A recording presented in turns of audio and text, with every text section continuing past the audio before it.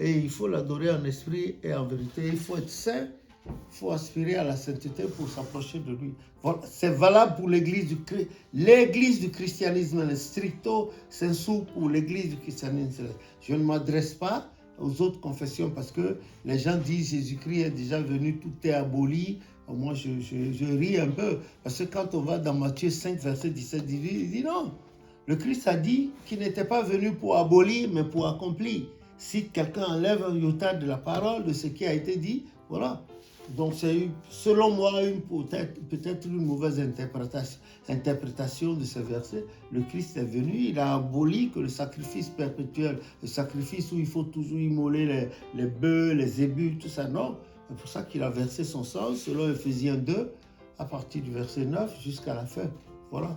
C'est ça. Voilà les différentes formes de purification dans l'église. Bon, le linge aussi peut être purifié s'il est resté quelque part pendant longtemps. Les gens ont touché à ça. Bon, on ne sait pas comment les gens étaient. On purifie aussi le logement où on habite.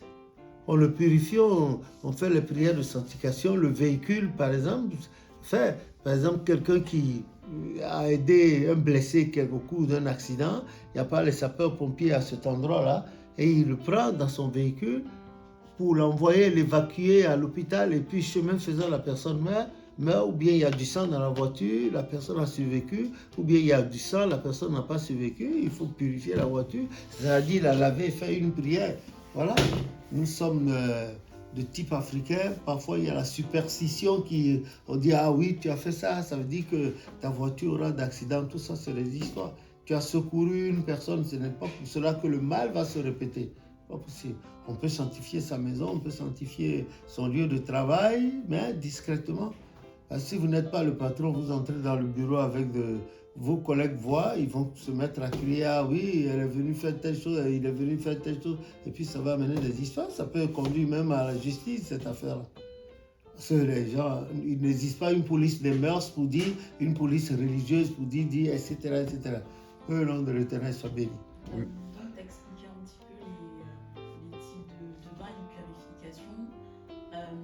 Pour la femme, tu as détaillé. Pour la personne aussi qui est rentrée, est-ce que c'est la même chose, donc une femme qui vient d'avoir sa menstrue, donc au niveau de son bain, et une personne qui vient de rentrer, est-ce que c'est toujours le même bain? Donc la personne, elle n'a pas forcément la... Non, il y a un bain. Il y a un bain, c'est sûr. Il y a un bain. Maintenant, c'est le conducteur là, de cette prière, cette séance de prière de bain, qui définira. Parce que l'autre, la femme, elle est venue, elle a fini ses menstrues. Elle est soumise à un bain avant de se retourner dans le groupe. Attention, dans l'église du christianisme céleste. Dans l'église du christianisme, je veux dire. Je parle dans le cadre stricto sensu de l'église du christianisme céleste. Bon, si c'est... Quoi? Le second, là? Est-ce que cette personne, justement, quand elle vient pour prendre son bain, ou que ce soit une pollution nocturne, est-ce qu'elle doit avoir également certains éléments? Ah oui, forcément. Elle lavait même le linge, et le drap, tout ça, il faut laver.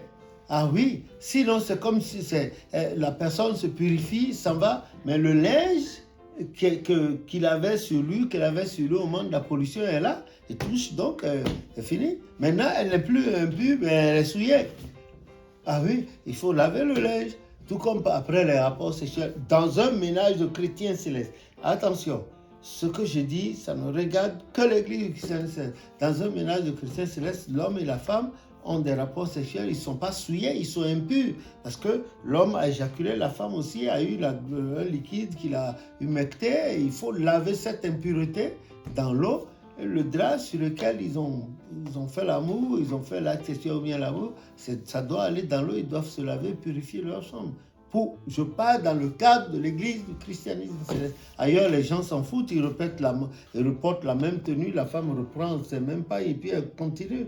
Les hommes aussi en font ça. Maintenant, moi je parle dans le cadre de l'église du christianisme céleste, c'est tout.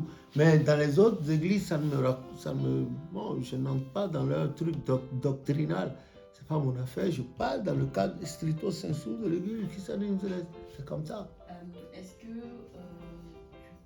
définir un petit peu, comme tu as parlé d'impureté, donc une personne pure et une personne qui est souillée, quel mot mot qui Une pourrait... personne qui est souillée. Ouais. Et quel mot en fait qui pourrait essayer de nous...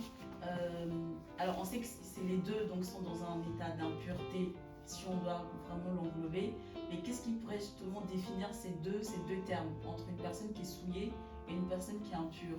Comment on pourrait les caractériser Ce que je dis, c'est simple. Si vous êtes en blanc et vous savez que avec un contact, vous savez que prendre contact, toucher l'huile rouge va tacher votre soutane, votre tenue blanche, qu'est-ce que vous dites?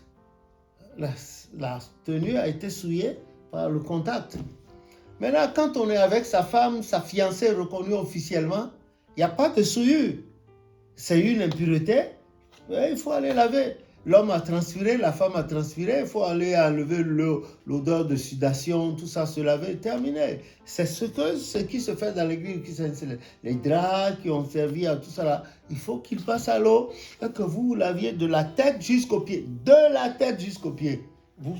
Vous enlevez les draps là, vous les trempez peut-être dans l'eau, un coup de savon, de lessive, et puis vous-même vous lavez, et puis vous changez d'habit. Ça. Maintenant, vous allez vous laver, et vous revenez encore sur le même tissu, c'est de la souillure, c'est-à-dire vous avez un truc qui est impur, et vous êtes purifié, vous revenez toucher, maintenant vous êtes souillé.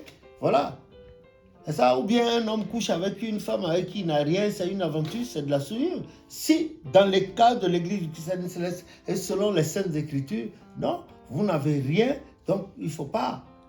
Vous n'avez rien, vous n'allez pas. Mais si vous le faites, c'est de la souillure, parce que vous n'avez rien avec la femme là, c'est de l'argent, elle n'est pas une prostituée. Et vous couchez avec elle, elle couche avec vous, bon, il y a souillure. Ah, c'est certain. Ça dit, il y a corruption du sexe, c'est-à-dire le sexe c'est pour faire les enfants. Et pour faire les enfants, c'est pas pour se livrer au vice. Est-ce que malheureusement nous faisons du sexe aujourd'hui? On a corrompu la finalité du sexe. Mais bon, alors, un plaisir de quelques minutes qui ne servent à rien au-delà. Mais l'enfant est là.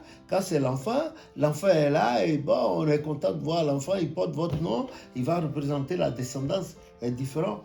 Dans la souillure, vous touchez à quelque chose d'impur, la chose est impure de nature, vous allez toucher, vous vous souillez. Maintenant, l'impureté est arrivée sur vous à votre insu, voilà, elle était, ou bien il était, et puis c'est venu comme ça,